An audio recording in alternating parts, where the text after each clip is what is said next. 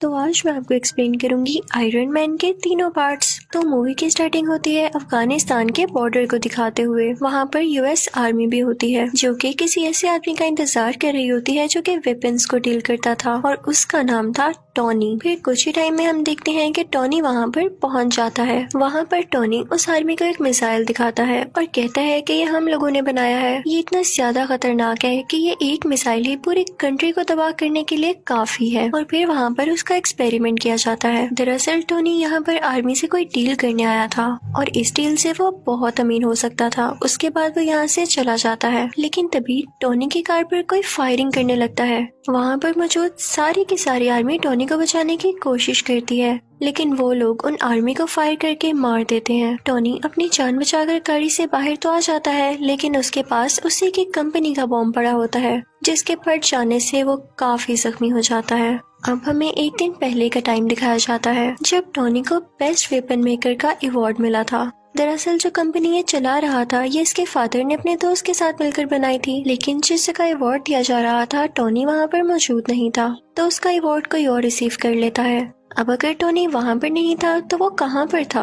वो था एक कैसीनो में। वहाँ पर वो आदमी आता है जिसने टोनी का अवार्ड लिया था। वो उसे उसका अवार्ड देता है तो वो कहता है कि यार मैं इसे कहाँ रखूंगा, मेरे घर में तो जगह ही नहीं है। वो अवार्ड वो लोगों को देकर वहाँ से चला जाता है। तभी वहाँ पर एक रिपोर्टर आती है और टोनी से कहती है कि क्या आप सेटिस्फाई हैं कि आप नए नए वेपन्स बना रहे हैं और वो इतने खतरनाक हैं कि किसी की भी जान ले सकते हैं, बल्कि पूरी कंट्री डिस्ट्रॉय कर सकते हैं। तो टोनी कहता है कि हाँ मैं सेटिस्फाई हूँ, क्योंकि अगर हम वेपन्स ना बनाएं तो लोग हमें ही मार डालेंगे। उसके बाद ये दोनों कुछ टाइम साथ स्पेंड करते हैं और फिर टोनी को बताया जाता है कि उसकी अफगानिस्तान के लिए फ्लाइट है और टोनी अपने प्राइवेट जेट से होता हुआ अफगानिस्तान आ जाता है। अब सीन शिफ्ट होता है प्रेजेंट टाइम की तरफ, जब टोनी बेहोश है और एक बैटरी से कनेक्टेड है।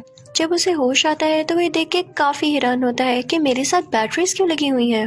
वो होश में आकर अपने साथ खड़े आदमी से पूछता है कि मेरे साथ ये क्या हो रहा है। तो वो आदमी उसे बताता है कि जब तुम्हारे साथ वो बॉम्ब एक्सप्लोड हुआ तो उसके कई पीसेस तुम्हारी बॉडी के अंदर चले गए। वो इतने छोटे पीसेस थे कि हम उनको बाहर नहीं निकाल सकते थे। अब इसका एक ही हल था कि हम उन पीसेस को तुम्हारे दिल के पास जाने से रोक सकें। तो इस वजह से हम ये इलेक्ट्रोमैग्नेटिक वेव्स यूज कर रहे हैं। तो तुम्हें घबराने की कोई जरूरत नहीं है। हमें पता चलता है कि टोनी को टेररिस्ट ने किडनैप कर रखा है और तभी वहाँ पर उन टेररिस्ट का लीडर आता है। वो टोनी से कहता है कि जानते हो मैंने तुम्हें किडनैप करके यहाँ पर क्यों बुलाया? मुझे तुम्हारा बनाया गया मिसाइल काफी पसंद आया और जैसा कि तुम जानते हो कि यूएस आर्मी ने हमारे बॉर्डर पर कब्जा कर रखा है, तो मैं चाहता हूँ कि सेम मिसाइल तुम हमारे लिए भी बनाओ और बस जैसे ही तुम मुझे मिसाइल दे दोगे तो मैं उन पर अटैक करके तुम्हें छोड़ दूंगा। तो टोनी कहता है कि हरगिज नहीं, ये तुम्हारी भूल है। तो टोनी के साथ खड़ा हुआ आदमी उसे कहता है कि नहीं, ऐसा नहीं करो, तुम्हारे पास इसके अलावा और कोई सोल्यूशन नहीं है, क्योंकि ये एक ऐसा इलाका है जहाँ तुम्हारे साथी इवन आर्मी भी नहीं तुम्हें ढूंढ सकती। अब ये आदमी था कौन?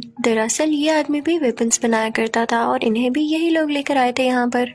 अब टोनी और वो डिसाइड करने लगते हैं कि यहाँ से बाहर कैसे निकला जाए। हालांकि यहाँ से बाहर जाना लग तो इम्पॉसिबल रहा था, लेकिन वो फिर भी ट्राई करना चाहते थे। वो आदमी कहता है कि मुझे अपनी फैमिली के पास जाना है। तो टोनी कहता है कि मेरी कोई फैमिली नहीं, बस एक ड्राइवर और एक सेक्रेटरी है। तो वो दोनों सोचते हैं कि हम कोई ऐसा ड्रेस बनाएंगे जो कि बुलेट प्रूफ हो, ताकि जब हम लोग बाहर निकले और वो हम पे शूट करें तो हम पे कोई असर ना हो और हम फौरन से भाग जाएं। वो आदमी टोनी को बताता है कि तुम्हारी बॉडी में जो इलेक्ट्रोमैग्नेटिक वेव्स हैं उनको सिर्फ वही बैटरी कंट्रोल कर सकती है जो मैंने तुम्हारी बॉडी के साथ कनेक्ट की थी। अब उसको ढूंढना होगा ताकि उसको यूजफुल बनाकर हम यहाँ से बाहर जा सके, लेकिन उस सूट के लिए इनको बहुत हाई पावर्ड बैटरी चाहिए थी जो कि सूट को रन भी कर सकती। दूसरी तरफ लीडर को तो यही लग रहा होता है कि शायद ये लोग मेरे लिए वो मिसाइल बना रहे हैं, तो वो उसको मटेरियल भी देता रहता है, क्योंकि वो नहीं जानता होता कि मिसाइल बनाने के लिए क्या क्या मटेरियल चाहिए। लेकिन जल्द ही जब वो सूट तैयार होता है तो इस बात की खबर उस लीडर तक भी पहुंच जाती है। उसे बहुत गुस्सा आता है और वो उस आदमी को जो कि टोनी के साथ इस सूट बनाने में हेल्प कर रहा था काफी इंजर्ड कर देता है। टोनी अपना वो सूट पहनता है और उसमें सारा सिस्टम डाउनलोड करता है। उसमें वो पावर भी ले आता है और वहाँ पर मौजूद सब लोगों को मारने लगता है और उस केव से बाहर आ जाता है अपना वही ड्रेस पहनकर। टोनी वहाँ से निकलकर सारे वेपन्स डिस्ट्रॉय करता है और अपने ड्रेस में ही मौजूद रॉकेट लॉन्चर से वहाँ से फ्लाई कर जाता है। अब वो गिरता है एक डेजर्ट में, जहाँ पर उसकी टीम उसे ढूंढ लेती है और वापस उसी जगह पर ले आती है जहाँ पर वो लोग रहा करते थे। वहाँ पर टोनी के फादर के फ्रेंड भी होते हैं जिन्होंने उनके साथ मिलकर ये वेपन कंपनी खोली थी। टोनी कहता है कि मैं लाइव आना चाहता हूँ और मीडिया के सामने प्रेस कॉन्फ्रेंस भी करना चाहता हूँ। अब हम देखते हैं कि टोनी पूरे मीडिया से बात कर रहा होता है। वो कहता है कि मुझे अफगानिस्तान के लोगों ने किडनैप कर लिया। उन्होंने मुझसे डिमांड की कि मैं उनको भी वेपन्स बना कर दूं। मैंने ये सोचा है कि मेरे वेपन्स इतनी प्रॉब्लम्स क्रिएट कर रहे हैं और वो लोग भी मेरे वेपन्स को हासिल करके जंग करना चाहते हैं, वॉर करना चाहते हैं और मैं ये सब नहीं चाहता, इसलिए मैं अपनी कंपनी बंद कर रहा हूँ। और एटलीस्ट अगर कंपनी बंद ना भी की तो मैं ऐसे वेपन्स कभी नहीं बनाने वाला। तो वो आदमी जो टोनी के फादर का फ्रेंड था वो सारे लोगों से कहता है कि नहीं नहीं, ऐसी बात नहीं है। टोनी बेचारा अभी अपनी जान बचा कर आया है और ये सेंसेस में नहीं है। ये भी उदास है, इसलिए बहकी बहकी बातें कर रहा है, ऐसा कुछ नहीं होने वाला। टोनी वहाँ से चला जाता है और वो आदमी भी टोनी के पीछे पीछे आता है। वो टोनी से कहता है कि आखिर हुआ क्या, तुम अफगानिस्तान से कैसे बचकर निकले और तुम्हें उन लोगों ने क्यों किडनैप किया था।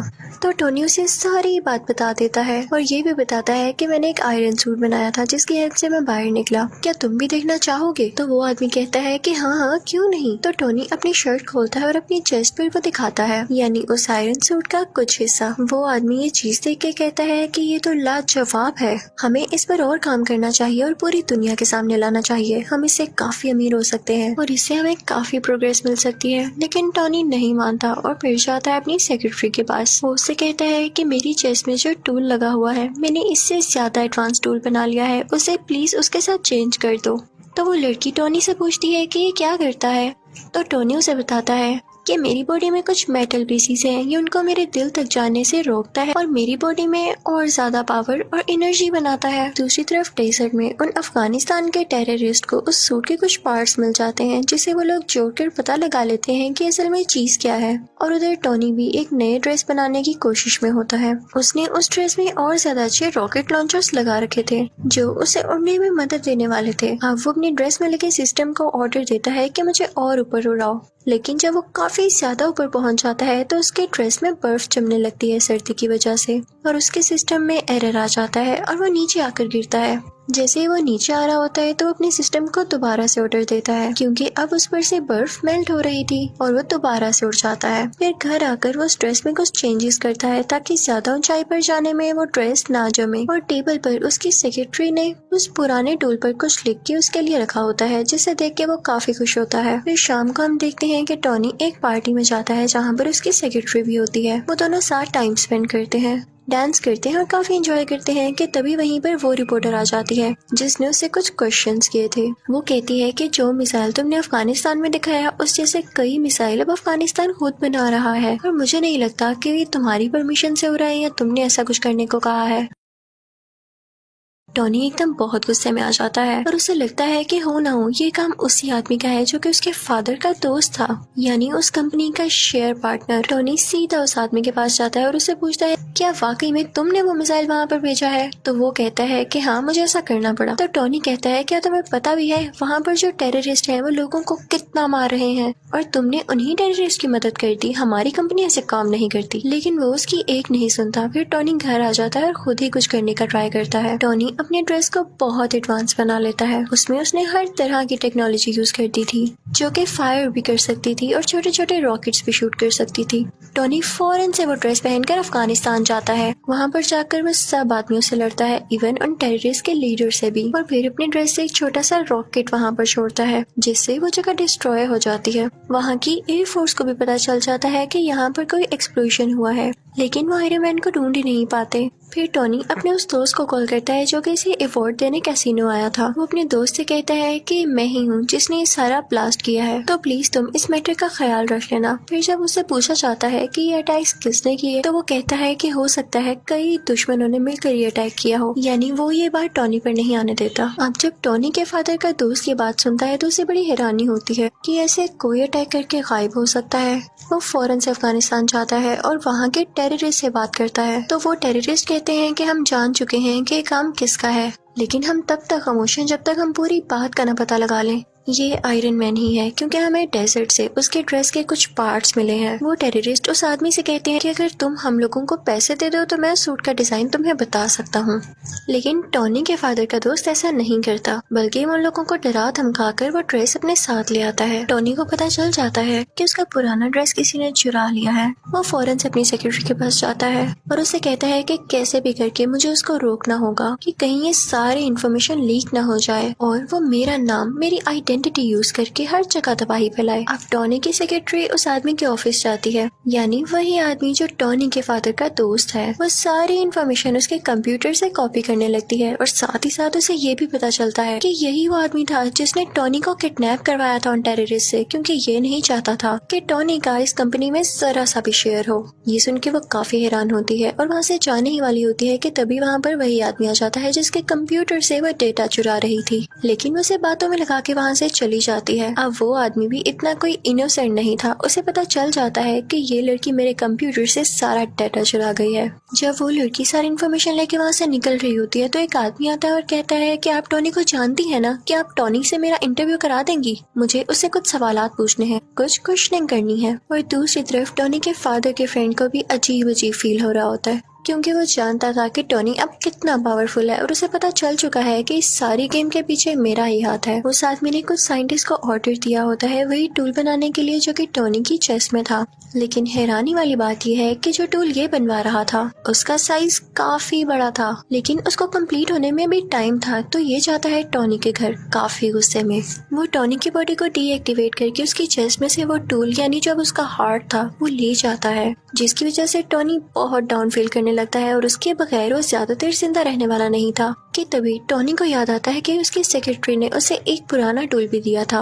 वो फौरन से उसको लगा लेता है और अपना ड्रेस दोबारा से अपनी बॉडी पर ले आता है। अब टॉनी के फादर का फ्रेंड तो टॉनी का वो टूल लेके जा चुका था। उसने अपने पास काफी बड़ा आयरन जायंट बना रखा था जिसका वो नाम रखता है आयरन मॉन्गर। वो आदमी वो टूल जो टॉनी की चेस्ट से निकाला गया था उसके अंदर डाल देता है, जिससे वो एक्टिवेट होने लगता है। उसमें कई पावर्स आ जाती हैं, लेकिन इतनी ही देर में असली आयरन मैन भी वहाँ पर पहुँच चुका था और अब इन दोनों में काफी ज्यादा फाइट होती है। अब वो दोनों लड़ते लड़ते रोड पर आ जाते हैं। तभी आयरन मैन को याद आता है कि अभी तक ये सूट पूरी तरह ठीक नहीं हुआ, यानी अभी भी ये कई ज्यादा हाइट पर जाकर फ्रीज हो जाएगा। वो फौरन से ऊपर उड़ने लगता है ताकि आयरन मॉन्गर भी उसका पीछा करे, और जब वो लोग बहुत ऊपर पहुंच जाते हैं तो आयरन मॉन्गर का ड्रेस जमने लग जाता है, फ्रीज होने लग जाता है और वो अजीब सा हो थोड़ा डल होके नीचे गिरने लगता है। लेकिन तभी नीचे आते ही वो दोबारा से एक्टिवेट हो जाता है और वो आयरन मैन पर अटैक करने लगता है। अब ये दोनों पता है कहाँ आकर गिरते हैं?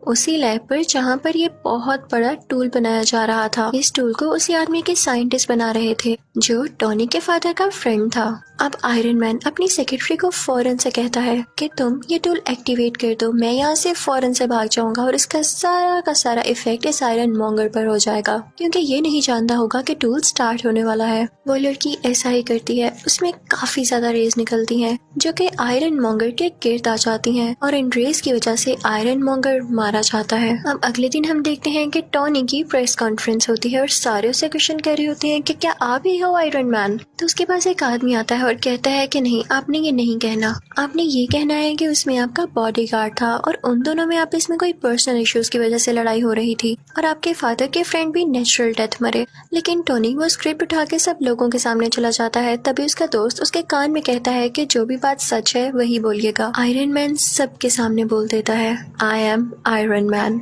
यानी अब सबको पता चल चुका था कि असली आयरन मैन टॉनी ही है। और इसी के साथ आयरन मैन पार्ट 1 यही खत्म हो जाता है। तो अब मैं आपको एक्सप्लेन करूंगी आयरन मैन पार्ट 2। अब जहाँ पर पार्ट 1 का एंड हुआ था वहीं से पार्ट 2 स्टार्ट होता है। वही न्यूज के टॉनी ने ये एक्सेप्ट कर लिया है कि वही आयरन मैन है। किसी के टीवी पर चल रही होती है और जो आदमी इसको देख रहा होता है उसका नाम इवैन होता है। ये न्यूज देखते ही इवैन के फादर की डेथ हो जाती है। तो इवैन कहता है कि मैं आयरन मैन से बदला लेके जरूर रहूंगा। तो वो भी एक छोटा सा टूल तैयार करता है जिससे वो अपना ड्रेस बनाने वाला था, क्योंकि वो आयरन मैन से फाइट करने लगा था।